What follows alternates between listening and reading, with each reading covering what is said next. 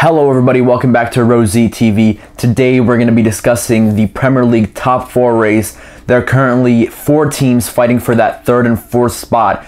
So as the season is coming to the end, it's going to be a very exciting race to see who gets those Champions League spots. The 4 teams fighting for those spots are Liverpool, Manchester City, Manchester United, and of course Arsenal. With Chelsea and Spurs basically guaranteed Champions League football, they're fighting for the title.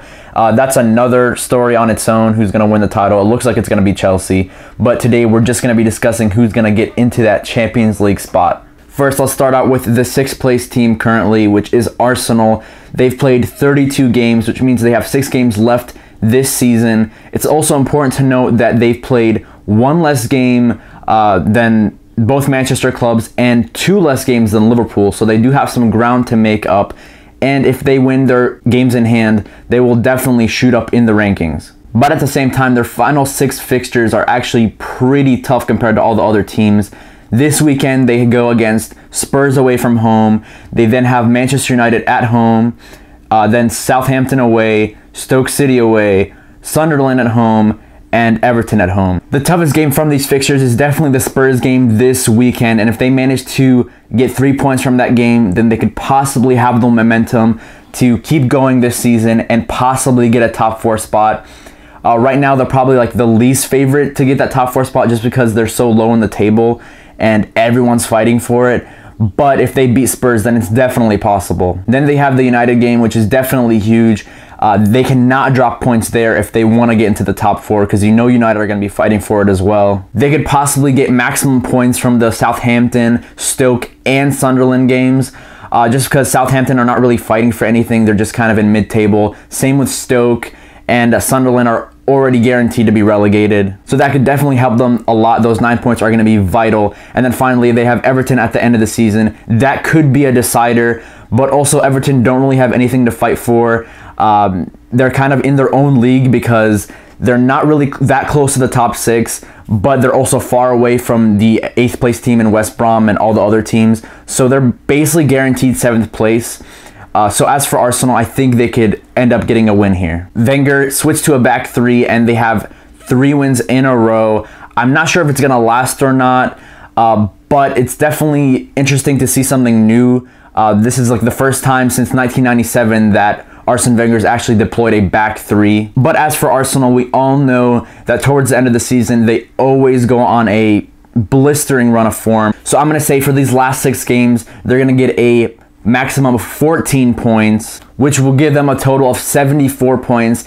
And after I predicted all the other teams, we'll see where that leaves them on the table. Next, we have Manchester United, who are currently 5th place with 64 points. They also have 5 fixtures remaining, which is 1 less game than what Arsenal have. And it's important to know that Manchester United actually have not lost in the league since October, which is an amazing run. I know a lot of those games have been draws, but at the same time, they're getting at least 1 point from every single game, which is definitely a very tough task. A lot of people saying that this run is basically pointless, but I think it's extremely impressive from Mourinho and the boys. Their final 5 games remaining are Swansea at home this weekend. They have Arsenal away. They have Spurs away, Southampton away, and then finally to end off the season, they have Crystal Palace at home. Similar to Arsenal, that is a very tough schedule. I mean, as I said earlier, that Arsenal game is going to be huge, but they also have Spurs, who are right now fighting for the title, so they can't drop any points. I also think that this weekend's game against Swansea is going to be a very tough game. I know Swansea are not the best team, but they're fighting to avoid relegation, so they're going to be putting everything out on that pitch. And in the final day of the season, they also have Crystal Palace, who are going to definitely stay up this season, but Sam Allardyce has had them playing some great football. Maybe not aesthetically the greatest football to watch, but they've been winning games. They've been beating some big teams. I mean, they've beaten Chelsea, they've beaten Arsenal, they've beaten Liverpool, and they only managed to lose 1-0 to Spurs with a late goal from Christian Eriksen, so they almost got 1 point out of that game. I think it was vital for Mourinho to get at least 1 point from the Manchester derby, so I give him props for that. Especially with all the injuries that they've had, and I think the injuries now are really going to cost them. I mean, Zlatan is out, Marcos Rojo is out. I'm not sure when Paul Pogba will be back. Marwan Fellaini is now suspended, so they're definitely going to have some rotation issues. You might see someone like Wayne Rooney in there. I heard Fosu Mensah is also injured, so you might see some of the young guys get a chance, but you need some experienced players at this point of the season because they need that top 4 spot. But from these final 5 games, I'm going to go ahead and say that Mourinho is going to stay undefeated, but he's going to get a total of 11 points from these 5 games.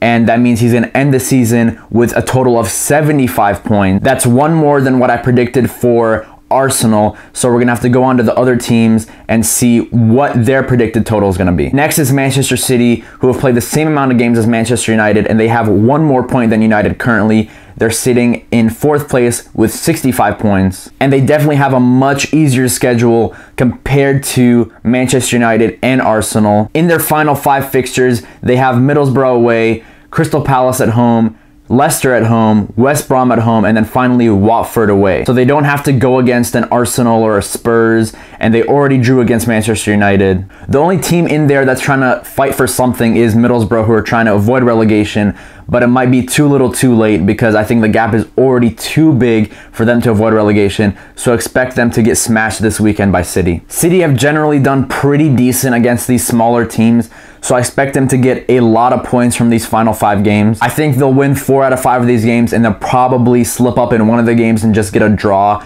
possibly against a Leicester or a West Brom. Those are some of the stronger teams from these final 5 fixtures. So that would be a total of 13 points, which leaves them on 78 points at the end of the season, which is more than United and more than Arsenal. So they're looking good right now. They're going to get top 4 in my opinion. Finally, we have to talk about Liverpool, who are currently 3rd place in the league. They're on 66 points, but it's important to note that they only have 4 games remaining. They've played 1 more game than both Manchester clubs, and they played 2 more games than Arsenal. So they're definitely going to be on the back foot. But when you look at their schedule, it is generally an easier schedule. They have Watford away from home, Southampton at home, West Ham away, and then finally Middlesbrough at home to end the season. And although these are easier teams, they don't have one of the top 6 rivals that they have to go against, but Liverpool generally do pretty bad against these smaller teams, and they usually turn up for the bigger games. Liverpool this season have only lost 6 games,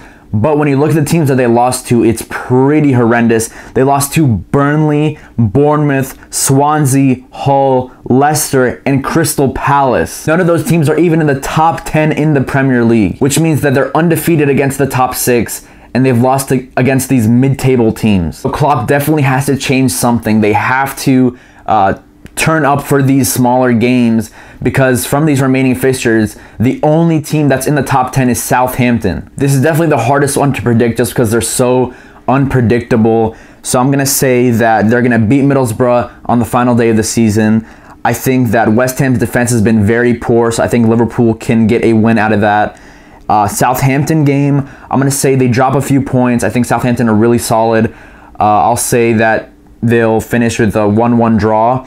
And finally, this Watford game, I think that they'll end up scraping maybe a 1-0 win. That means from their final 4 games, I predict that they will get 10 points, and that might be pushing it a little bit just because that they're so horrendous against these smaller teams. However, I'm going to stick with the 10 points. That means they'll end off the season with 76 points. That being said, I think that they'll barely get top 4. They'll get that 4th spot, and Manchester United are going to be the team that is going to miss out. They're going to finish 5th in my opinion. They could still possibly get Champions League football if they win the Europa League. So I think City and Liverpool will end up in those top 4 spots. Tell me what you think in the comment section below. Please like, share, and subscribe for more football content, and thank you for watching Rosie TV.